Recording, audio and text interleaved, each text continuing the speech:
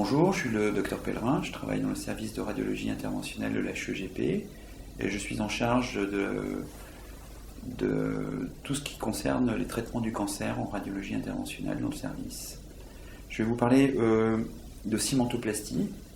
C'est un terme qui désigne plusieurs options thérapeutiques qu'on peut mettre en place pour un patient qui présenterait des douleurs osseuses secondaires à une évolution de son cancer. En termes simples, il s'agit de tumeurs secondaires de son cancer qui se sont développées sur les os et qui sont responsables de douleurs. La cimentoplastie, c'est une technique qui est relativement ancienne, qui a été développée en France dans les années 80 par des médecins d'Amiens. Elle a pour but de soulager le patient de diverses manières. Le principe, c'est d'introduire dans l'os qui présente la tumeur une aiguille creuse au travers de laquelle on va injecter de la résine acrylique, ce qu'on appelle le ciment, qui n'est ni plus loin un composé qu'on va reconstituer de façon immédiate au moment de l'intervention. Une fois que ce ciment va être administré au travers de cette aiguille dans l'os, qui est malade, celui-ci va se répandre un petit peu comme une lave. On va contrôler sous radiologie pour vérifier que le ciment reste bien à l'endroit où on l'injecte et qu'il ne se disperse pas ailleurs. Et cette lave va venir se solidifier. En se solidifiant, on va procurer deux effets.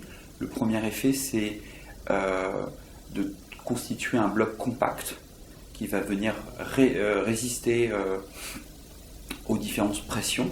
Et la deuxième chose, c'est qu'elle va procéder à une destruction des petites terminaisons nerveuses qui innervent l'os et qui sont responsables de la sensibilité douloureuse que peut recevoir le patient.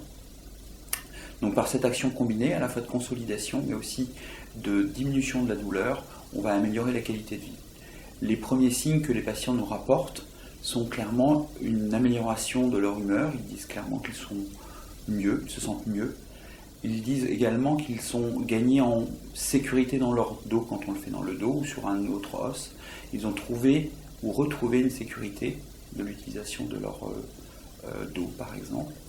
Et enfin, ils témoignent tous d'une diminution de la douleur.